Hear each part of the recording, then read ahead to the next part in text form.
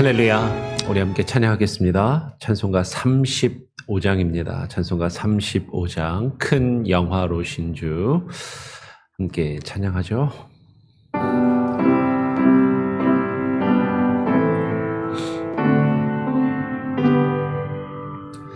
큰 영화로신 주 이곳에 오셔서 이 모인 저들로 주 백성 삼으사 그 중에 항상 계시고 그 중에 항상 계시고 큰 영광 나타내소서.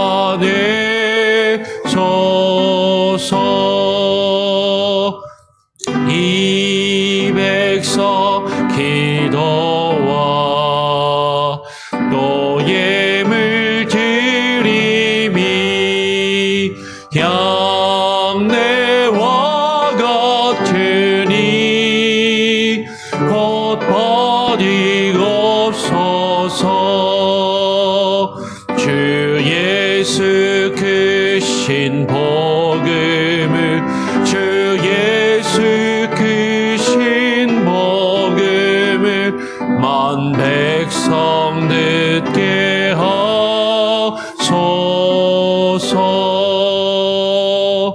또 우리 자손들 다 주를 기리고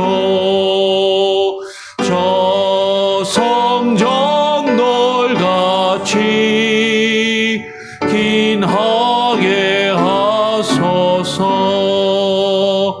주 구원하신 능력을 주 구원하신 능력을 늙은 날까지 주소서. 주 믿는 만민이 참 진리 지키며 예 성도들 같이 주 찬송하다가 저 천국 보좌 앞에서 저 천국 보좌 앞에서 늘 찬송하게 하소서.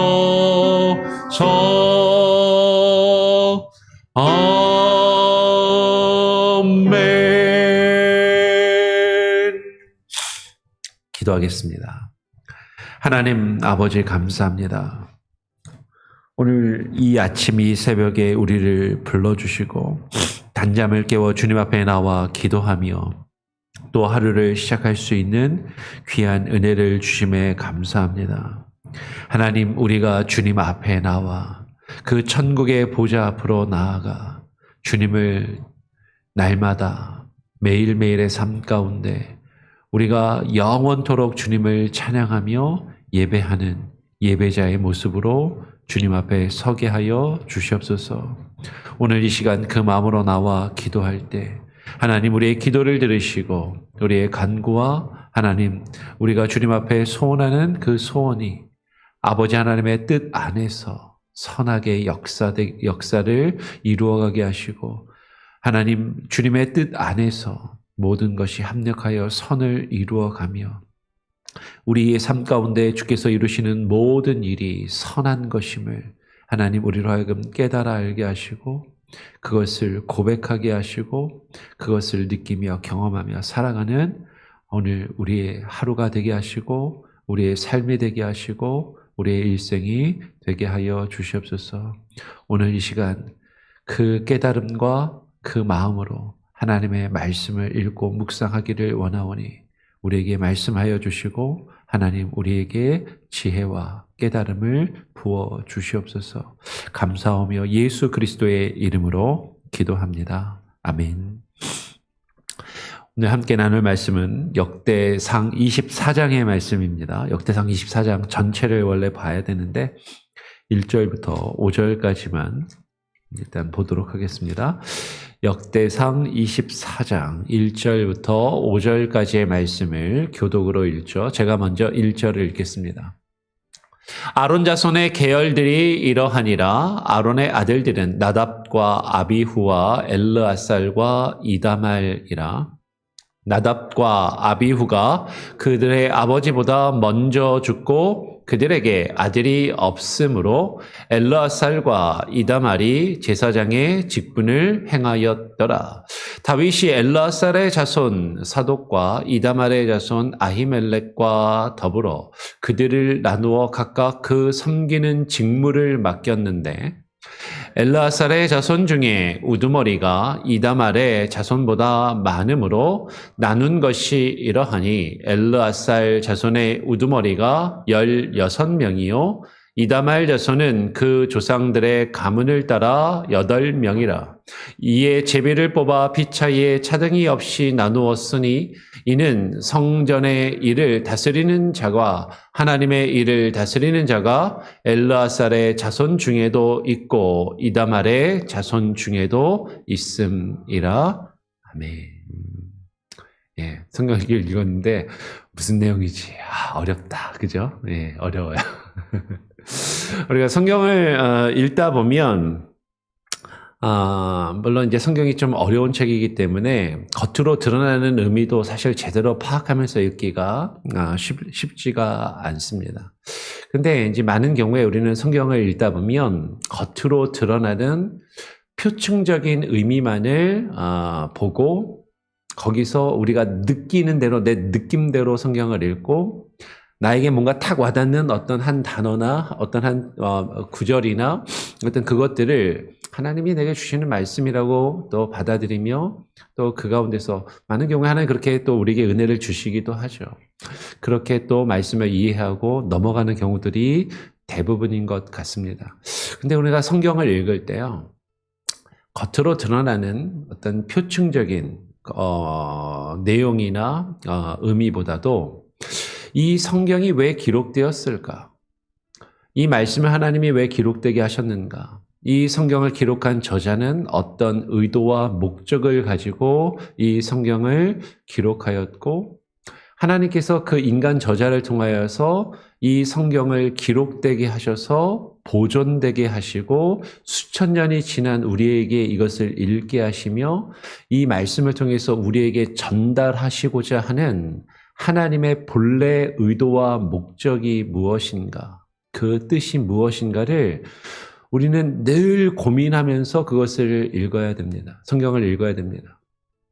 그러니까 사실 그것이 쉽진 않죠. 쉽게 우리가 그 성경을 읽고 깨닫는 것을 사실 쉽지 않지만 그런 연습과 훈련을 우리는 늘 해야 한다라는 거죠. 그게 어려우니까 그것을 돕기 위해서 하나님이 저 같은 목사를 세우시고 성도들에게 그것을 읽을 수 있는 방법이나 시각이나 시야를 이렇게 알려주는 그런 직분을 하나님이 허락하신 것이죠.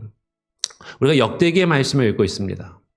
역대기의 말씀은 처음에도 말씀을 드렸던 것처럼 이스라엘 백성들이 바벨론의 포로로 잡혀갔다가 다시 돌아와서 이스라엘을 재건하면서 그 남쪽 유다의 정통성, 그 남쪽 유다의 왕조를 이룬 다윗 왕과 다윗 왕의 후손의 그 정통성을 주장하고 강조하면서 그 다윗이 세웠던 성전과 그 성전에서 이루어진 예배의 의식, 그렇죠? 그것을 회복하기 위해서 이 성경을 기록하고 있는 것이죠. 그래서 역대기에 표면적으로 보면 분명히 드러나는 것, 다윗 왕을 높이고요. 다윗 왕의 정통성을 강조하고 다윗 왕이 세웠던 그 공적 중에 세운 것이 다윗과 솔로몬이 세운 공적 중에 가장 큰 것이 성전을 지은 것이고 그 성전에서 하나님을 예배하며 섬기는 제사장의 직분과 그 제사장의 가문 레위 지파를 또한 그 정통성을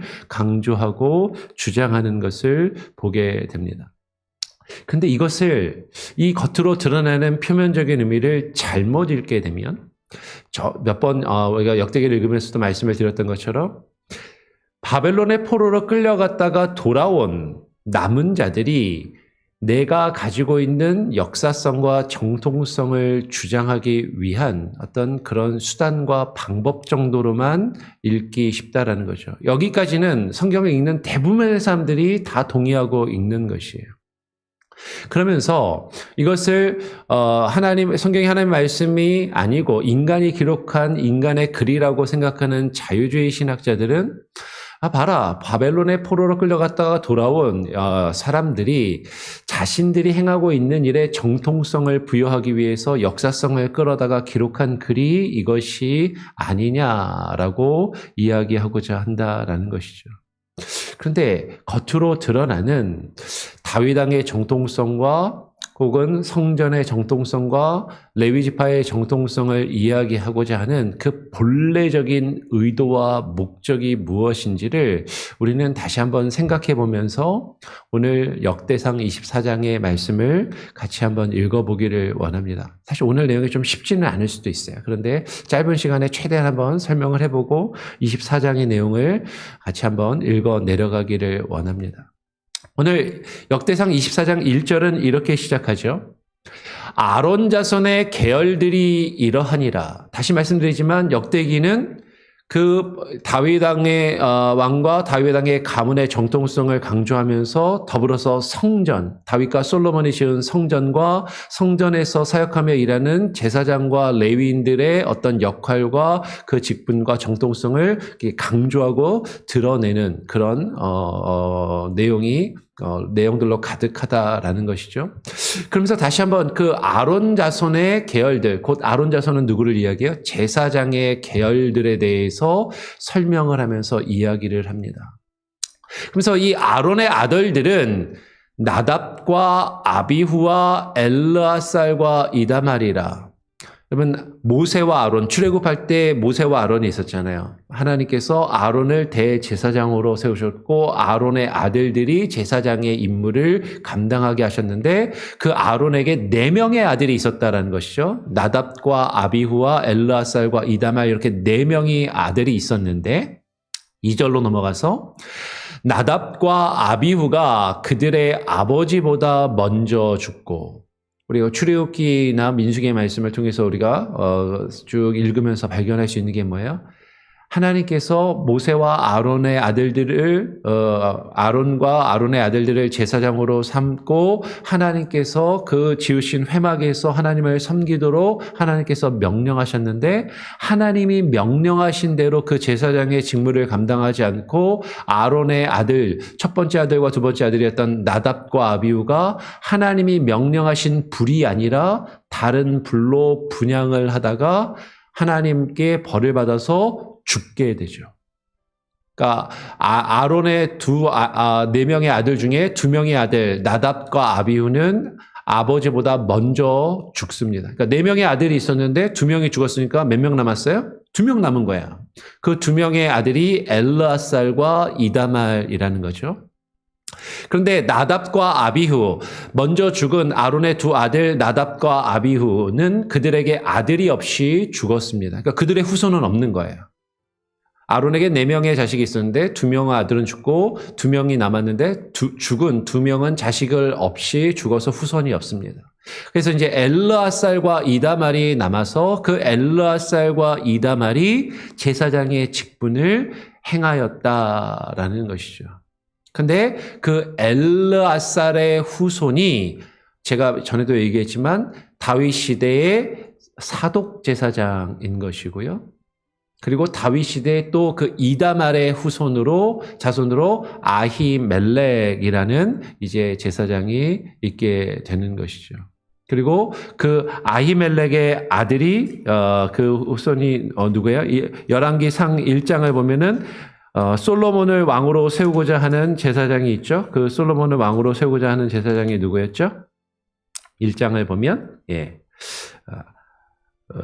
아비아달 제사장이 그 아히멜렉의 이제 후손인 것이죠. 그래서 그 다윗 시대에 2 제사장 가문이 그 엘르아살의 후손으로 정통성을 이어받은 사독 제사장이 있었고 아론의 두 아들 중에 이다말의 자손으로 아히멜렉 제사장이 두 가문이 있었다라는 것이에요. 근데 역대기를 읽어보면, 성경을 읽어보면 솔로몬이 왕이 되려고 할 때 누가 솔로몬을 왕으로 추대하냐면 사독 제사장이 솔로몬을 왕으로 세우고 아히멜렉과 그의 아들 후손인 아비아달은 솔로몬을 반대하고 이제 아도니아를 왕으로 세우려고 하다가 이제 그 족보에서 사라지게 되죠. 그래서 역대상 앞에 나오는 제사장의 족보를 보면 역대상 앞에 나오는 제사장의 족보에는 이다말 자손의 제사장의 족보는 기록이 되어 있지 않습니다. 그러니까 이다말 자손의 그 제사장의 족보는 누구냐면 우리가 잘 아는 이제 사무엘서를 읽다 보면은 사무엘이 어렸을 때 성전에 가서 성전을 도울 때 제사장의 이름이 누구였어요? 엘리 제사장. 이 엘리 제사장이 이다말 자손이거든요. 근데 역대기에 보면 엘리 제사장 이름이 안 나와요. 엘리와 그 아들들이 이름이 중요한 사건인데 역대기에 그들의 이름이 안 나와요. 네, 족보에 보면은. 그 이다말 자손인 것이죠. 그러니까 사실은 솔로몬 이후에 그 정통성이 사독 제사장 가문에게 가고 그 사독 제사장 가문의 그 제사장의 계보가 정통성을 이어받아서 바벨론의 포로로 끌려와서까지 그 정통성이 남아서 그 사독 제사장의 그 정통성과 그 가문을 강조하는 것이 역대기에서 겉으로 드러나는 표면적이고 분명히 그것을 강조하고 있다라는 것이죠. 이다말 자손은 역대기에 나오는 제사장의 족보에 있어 사라진 제사장의 가문이다라는 것이에요. 그러면 아까도 말씀드린 것처럼 성경은 살아남은 자들의 어떤 정통성을 부여하고 죽은 자들은 의미 없다라고 이야기하고자 지금 이것을 기록한 것인가? 오늘 역대기 24장을 읽어보면 그렇지 않은 것 같다라는 거예요. 다시 한번 보죠. 오늘 3절에 다윗 시대에 엘르아살의 자손 사독과 아비아달의 자손 아히멜렉과 더불어 그들을 나누어 각각 그 섬기는 직무를 맡겼다라는 거죠. 두 제사장의 가문이 다윗 시대까지 건재했었고 그 두 제사장의 가문을 나누어서 성전에서 섬기는 직무를 다윗이 맡겨서 솔로몬에게 유언으로 그것을 남기고 있다라는 것이에요. 그러면서 오늘 4절 5절에 이렇게 이야기합니다. 엘르아살의 자손 중에 우두머리가 이다말의 자손보다 많으므로 그 엘르아살 자손도 있고 이다말 자손이 있는데 이다말 자손 중에 또 우두머리가 있고 그 레위 지파의 제사장 가문의 우두머리들이 집안을 대표하는 사람들이 있고 이다말 자손에도 대표하는 우두머리가 많았는데 숫자적으로 엘르아살 자손이 더 많았다라는 거죠. 그래서 엘르아살 자손의 우두머리가 16명이요. 이다말 자손은 그 조상의 가문을 따라 8명이라 두 배가 더 많아요. 그 엘르아살은 16명, 그리고 이다말의 자손은 8명. 그렇죠? 8이 16. 16명, 8명. 합치면 몇 명이죠? 24명이 되는 것이에요. 24명. 이거 중요합니다. 24명을 기억하시고. 자, 이 16명, 8명 합쳐서 24명이 있었는데 이제 이 24명을 놓고 이에 제비를 뽑아 피차에 차등이 없이 나누었으니 이는 성전의 일을 다스리는 자와 하나님의 일을 다스리는 자가 엘르아살 자손 중에도 있고 이다말 자손 중에도 있습니다. 이 엘르아살의 후손으로 16명의 그 제사장 가문이 있고 그리고 이다말의 후손으로 8 가문이 있는데 그 각각의 가문의 우두머리를 뽑아서 24명의 우두머리를 24명의 족장을 24명의 장로를 세우게 되는 것이죠. 그래서 그 사람들을 제비를 뽑아서 이제 성전에서 섬기는 일을 순번을 정하고 섬기는 일을 나누게 됩니다. 26절에 보면 레위 사람 느다넬의 아들 서기관 스마야가 왕과 방백과 제사장 사독은 아까 엘르아살의 자손인 것이죠. 아비아달의 아들 아히멜렉과 아비아달의 아들 아비멜렉은 그 이다말의 자손인 것이죠. 그 두 가문과 및 제사장과 레위 사람의 우두머리 앞에서 이름을 기록하여서 엘르아살의 자손 중에서 한 집을 먼저 뽑고 또 이다말의 자손 중에서 한 집을 뽑아서 이렇게 순서대로 그 24명의 우두머리를 놓고 제비를 뽑아서 7절 이후의 내용을 보면 이제 사람 이름이 쭉 나오는데 24명의 우두머리를 24명의 그 지도자를 제비를 뽑아서 세우는 그 내용이 기록되고 있어요. 24명의 우두머리, 24명의 지도자, 24명의 장로를 뽑아서 성전에서 하나님을 예배하며 하나님을 섬기는 그 일을 감당하게 한다라는 거죠. 24명의 장로, 24장로, 어디서 많이 들어본 것 같지 않으세요? 어디서 들어봤죠? 24장로 하면? 요한계시록에서 나오는 내용이죠. 요한계시록 3장에 24장로에 대한 내용이 나옵니다. 그러니까 그 요한계시록하고 이게 연결되고 있는 어떤 맥이 24장로의 어떤 그 모티프가 여기서 발견이 됩니다. 그 부분은 뒤에 가서 조금 더 설명하고, 자, 24장로를 제비를 뽑았어요. 그래서 그 사람들이 다 제비를 뽑아서 순번을 나눠서 쭉 넘어가서 19절로 넘어가면 이렇게 이야기하죠. 이와 같은 직무에 따라 여호와의 성전에 들어가서 그의 아버지 아론을 도왔으니, 이 24명의 장로들이 제비를 뽑아서 각각의 직분을 나누고 직무에 따라서 여호와의 성전에 들어가서 하나님을 섬기며 제사하며 예배하는 그 일을 하는데, 오늘 성경에 지금 뭐라고 표현하냐면 그의 아버지 아론을 도왔으니, 그러면 아론이 지금 있어요, 없어요? 아론은 죽어서 없어요. 그런데 아론을 도왔대요. 아론을 도왔다라는 건 정말 어떤 옛날에 죽은 아론을 도왔다라는 것이 아니라 아론이 가지고 있는 제사장의 직분을 도왔다라는 것이죠. 그 아론의 대제사장의 직분을 도와 하나님을 섬기며 예배하는 그 일. 그 지금 제사장의 직분에 대해서 이야기를 하고자 한다라는 것이. 그러면서 이는 이스라엘의 하나님 여호와께서 명하신 규례더라. 하나님께서 명령하신 대로 그 24장로가 각각의 직분을 받아서 하나님의 성전에 들어와서 하나님께 예배하며 하나님을 섬기며 아론을 도와서 그 제사장을 도와 하나님을 섬기는 그 일을 감당하게 되었더라.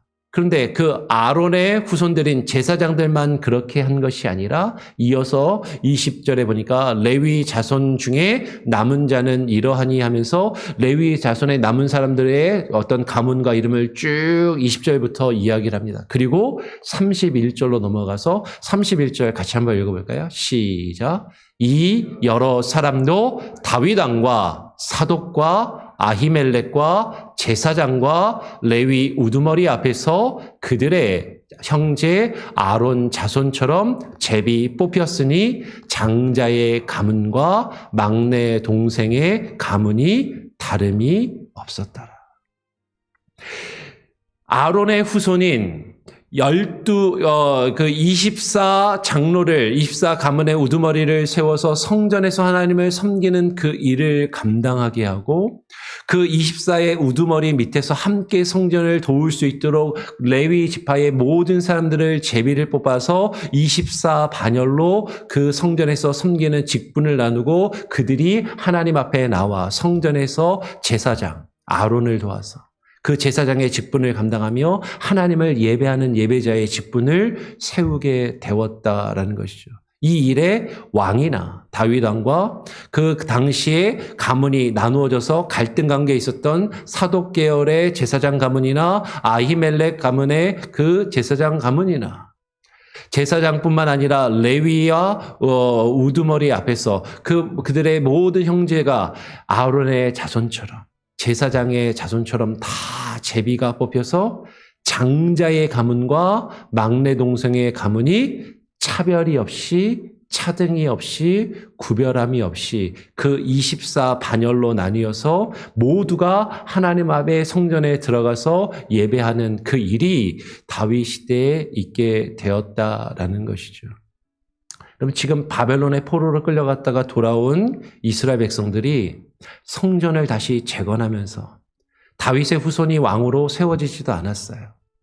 성전을 다시 재건하면서 이 성전이 어떻게 재건되어야 할 것인가? 다윗이 원래 짓고자 했던 다윗의 유언대로 솔로몬이 지은 그 성전에서 이루어진 그 제사가 장자의 가문과 막내 동생의 가문이 차별이나 차등이 없이 결코 구별이나 다름이 없이 각각의 반열대로 나뉘어서 하나님 앞에 나와 24 장로, 24 우두머리의 그 반열대로 하나님 앞에 나와 예배하는 그 일을 감당하게 하는 것이 지금 이 역대기가 담고자 하는 목표이고 의도다라는 것이죠. 아까 요한계시록을 얘기했는데요. 이것이 요한계시록으로 넘어오면 지금 이 역대기에 기록된 24 장로를 나타내는 것 같은 24 장로 이야기가 요한계시록 3장에서부터 기록이 됩니다. 그리고 요한계시록 7장으로 넘어가면 이 24 장로들이 그 일들을 감당할 때 흰옷을 입고 나와 함께 하나님의 보좌 앞에 나아가 하나님을 예배하며 하나님을 섬기는 사람들이 나오는데 그 사람들이 누구예요? 14만 4천 명인 것이죠. 근데 그 14만 4천 명이 레위 지파에서만 나온 게 아니고요. 이스라엘 모든 12지파에서 각각의 지파에서 12,000명씩 12지파가 12,000명씩 나와서 14만 4천 명이 흰옷을 입고, 흰옷을 입었다라는 것은 제사장이 입는 옷을 입고 그 24 장로들과 함께 그 24 장로의 반열 속에 들어가서 하나님의 보좌 앞에 나아가 하나님을 예배하며 하나님을 찬양하는 그 직분을 감당하게 된다라는 것이 요한계시록의 내용이에요. 다르게 이야기하면 여러분 역사 속에서 이긴 자와 남은 자가 있고 인간의 역사는 이긴 자 중심으로 남은 자 중심으로 승리한 자 중심으로 기록되게 되어 있지만 하나님께서 하나님의 성전을 회복하실 때 하나님께서 장자의 가문과 막내 동생의 가문에 다름이 없이 구약 시대에는 레위 지파 중에서도 아론의 자손, 그 아론의 자손 중에서도 그 가문과 안에서 갈등이 있어서 사독의 가문만 살아남아서 그들만 제사장의 정통성을 이어받았다라고 그들은 주장할지 모르지만 근데 하나님께서는 하나님의 성전을 회복하실 때 그 모든 가문이 그 반열대로 차별 없이 나누어서 하나님을 예배하는 그 직분을 감당하길 원하셨고 그것이 역대기에 기록되어 있는 내용이고 그 내용의 모티프가 요한계시록으로 이어진다라는 거예요.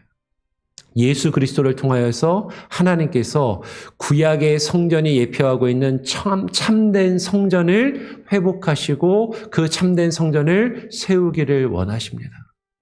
예수 그리스도를 통해서 세워지는 그 참된 성전에 들어가서 하나님을 예배하는 예배자들을 하나님께서 부르시는데 그들이 이스라엘의 12지파 모든 하나님의 택함받은 족속들이 어떤 차별이나 차등이 없이 하나님 앞에 나와 그 제사장의 직분을 감당하며 예배하게 하신다라는 것이죠.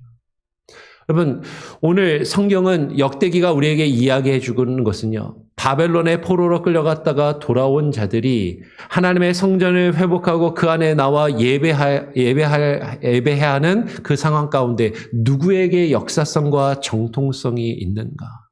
누가 하나님 앞에 나와 예배할 수 있는 예배자인가를 우리에게 보여주고자 한다라는 것이죠. 근데 하나님이 이 성경을 기록하게 하신 참된 의도는 역사 속에서 어떤 혈통에 따라서 가문과 어떤 계보를 따라서 그 인간의 기준으로 정통성이 있는 자들에게만 그 자격이 있는 것이 아니라 어떠한 차별이나 차등이 없이 하나님께 택함받은 자들이 하나님 앞에 나와 그 예배자의 직분을 감당할 수 있음을 그렇게 해야 함을 지금 보여주고자 한다라는 것이에요. 여러분 오늘 신약에 와서 우리가 이 말씀을 통해서 우리 자신을 되돌아볼 수 있는 것이죠. 이 구약의 말씀과 신약의 말씀을 통해서 우리는요, 유대인들의 종교를 믿는 게 아니에요. 어떤 분들은, 아니, 왜 그 이스라엘 유대인들의 종교를 우리 한국 사람들이 믿냐? 우리 한국에도 한국의 종교가 많이 있는데, 한국의 종교가 있는데, 우리에게 이 종교가, 우리 한국 사람이 하나님 앞에 나와 예배하는 정통성이 무엇이 있는가? 유대인들에게 부여된 그 정통성이 우리에게도 있는 것인가? 오늘 성경의 전체 성경을 관통하는 여러 상황과 문맥 속에서 하나님은요, 모든 사람들을 하나님께서 하나님이 택하신 모든 12지파에 속한 이 12지파는 혈통적인 유대인의 12지파를 이야기하는 것이 아닙니다. 하나님이 택하신 우리 모든 사람들이 그 12지파에 들어가 24장로의 반열을 따라 하나님의 성전에 들어가 하나님을 예배하는 예배자로 부르고 계심을 사실 이 역대기가 우리에게 보여주기를 원한다라는 것이죠. 그래서 역대기는요, 감출 수 없는 그 이방인들이 그 역대기의 족보에 들어가 그 하나님의 성전을 짓고 회복하며 그 일을 감당하는 것을 우리에게 계속해서 보여주더라라는 것이에요. 쉽지 않은 내용인데요. 오늘 이 역대기의 말씀을 다시 한번 잘 읽어보면서 사독 계열의 가문의 제사장만 정통성이 있고 그 살아남은 자들만 하나님께 나와 예배할 수 있다라고 이야기하는 것이 아니라 사독 계열과 아히멜렉 그 이다말 자손들도 다 함께 차등이 없이 제비를 뽑아 하나님께서 예배하게 하시고 하나님께서 장자의 가문과 막내의 가문의 어떤 차별이나 구별이나 다름이 없이 하나님 앞에 나와 예배할 수 있게 하신 것처럼 하나님께서 유대인이나 이방인이나 어떠한 차별이 없이 하나님의 백성으로 부르시고 하나님의 나라 백성, 그 백성 가운데에 들어가게 된 자들이 그 하나님 앞에 나와 각각의 반열대로 하나님을 예배하며 찬양할 수 있는 그 은혜와 직분을 부여받았다라는 것을 우리가 또 깨달으면서 하나님이 주신 그 은혜를 또 묵상하며 하나님께 예배하고 하나님을 찬양할 수 있는 저와 여러분이 될 수 있기를 또 바라고 또 축원하고 부탁을 드립니다. 우리 같이 함께 찬양하죠. 찬송가 327장입니다. 찬송가 327장 함께 찬양하고 기도하도록 하겠습니다. 주님 주실 화평 327장입니다.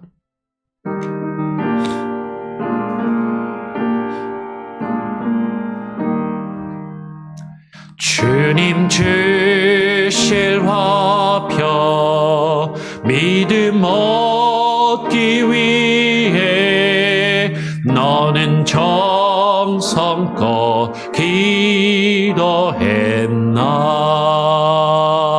주의 제단 앞에 모두 바치기 전 복을 받을 줄 생각 마라 주의 제단에 선제사 드린 후에 주 내 마음을 주장하리 주의 뜻을 따라 그와 동행하면 영생 복락을 누리겠네 주의 밝은 빛에 항상 활동하며 선한 사업을 힘쓰겠나 자유 얻으려면 주의 뜻을 따라 너의 모든 것 희생하라 주의 제단에 선제사 드린 후에 주 내 마음을 주장하리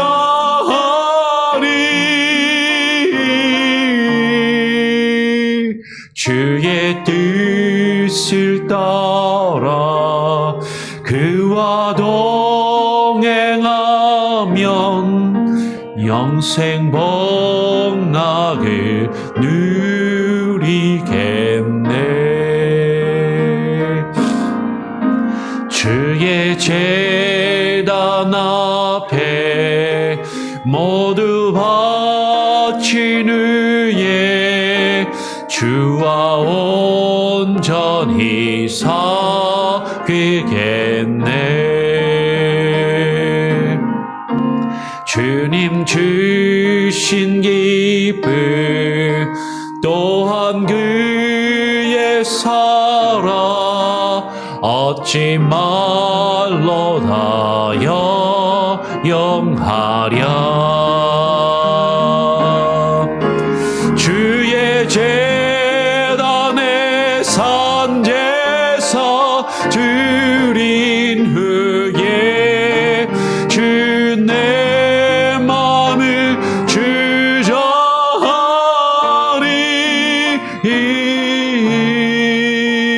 주의 뜻을 따라 그와 동행하며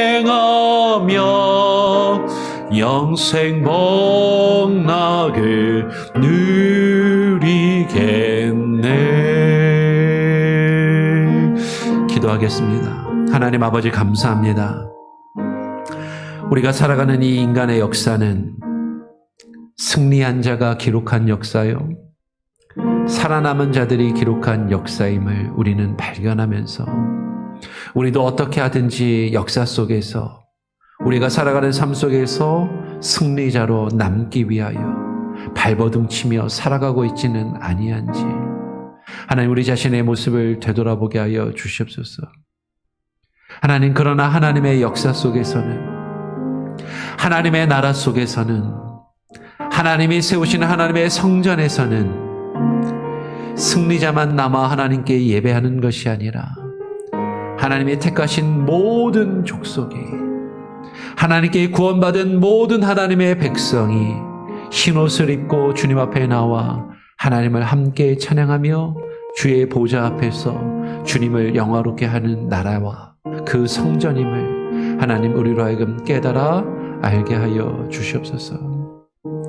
구약 시대에는 제사장만이 하나님 앞에 나와 예배를 드릴 수 있었고 그 레위 가문만이 제사장을 도와 그 일을 감당할 수 있었지만, 그러나 그 구약의 성전과 구약의 제사장 제도가 우리에게 보여주는 그 예표하는 것은 그 레위의 모든 가문이 어떠한 차등도 없이 차별도 없이 그 안에 갈등과 다툼과 또 분쟁이 있었지만 하나님께서 차별과 차등이 없이 모든 가문을 24 장로들을 통하여 그 계보를, 그 계열을 나누시고 하나님을 예배하며 하나님을 섬기는 직분을 감당하게 하셨음을 바라보면서 요한계시록으로 넘어와 신약의 예수 그리스도를 통하여 그 하나님의 성전에 섬길 24장로를 세우시고 제사장 가문만, 레위 지파만 하나님 앞에 흰옷을 입고 나와 예배하는 것이 아니라 이스라엘의 모든 12지파가 하나님 앞에 나와 흰옷을 입고 제사장의 직분을 감당하며 예배하게 하심을 하나님 바라보며 그 제사장의 직분이 예수 그리스도를 통하여 모든 하나님의 구원받은 백성들에게 열려지며 하나님 앞에 나아가 직접 우리가 주님의 보좌 앞에 나아가 예배할 수 있음을 깨달아 알게 하여 주시고 그 하나님의 백성, 그 하나님의 나라 12지파에 유대인들만이 들어가는 것이 아니라 하나님의 택하신 이방인들과 우리 또한 하나님 앞에 들어가 하나님을 예배하며 하나님을 찬양하는 그 제사장의 직분을 감당하게 하셨사오니 하나님, 우리 안에 어떠한 차별이나 차등이나 구별이나 다름이 나누어짐이 없이 하나님이 정하신 그 계열과 계보와 하나님 그 하나님 반차대로 그 순서와 질서대로 하나님을 예배하며 섬기며 하나님을 찬양하는 그 직분을 바르게 감당케 하여 주시옵소서. 이것이 온전히 예수 그리스도를 통하여 우리에게 주어진 은혜요, 우리가 하나님 앞에 나와 예배하며 그 제사장의 직분을 감당할 수 있음을 깨달아 알게 하시고 하나님 앞에 매일매일의 삶 가운데 예배자로 하나님 앞에 나와 주님을 찬양하며 예배케 하여 주시옵소서. 참된 예배자의 모습으로 하나님이 기뻐하시는 예배, 하나님이 받으시는 예배를 드리게 하시고 오늘 하루도 주님 앞에 그러한 모습으로 나와 새벽 예배를 드리며 기도하오니 아침과 저녁으로 하나님 앞에 기도하며 주의 말씀을 묵상하며 드리는 우리의 삶이 예배가 되게 하시고 하나님이 기뻐 받으시는 예배자의 모습으로 참된 제사장의 모습으로 하나님 예수 그리스도와 함께 예수 그리스도를 도와 우리의 대제사장 되시는 참된 아론이 모여 예표하고 있는 예수 그리스도를 도와 섬기며 함께 예배하는 그 직분을 우리가 감당케 하여 주시옵소서. 오늘 하루의 삶 가운데도 주님 함께 하시고 동행하시기를 소원하오며 우리 구주 예수 그리스도의 이름으로 기도합니다. 아멘. 하늘에 계신 우리 아버지여, 이름이 거룩히 여김을 받으시오며 나라가 임하시오며 뜻이 하늘에서 이루어진 것 같이 땅에서도 이루어지리이다. 오늘 우리에게 일용할 양식을 주옵시고 우리가 우리에게 죄 지은 자를 사하여 준 것 같이 우리 죄를 사하여 주옵시고 우리를 시험에 들게 하지 마옵시고 다만 악에서 구하옵소서. 대개 나라와 권세와 영광이 아버지께 영원히 있사옵나이다. 아멘.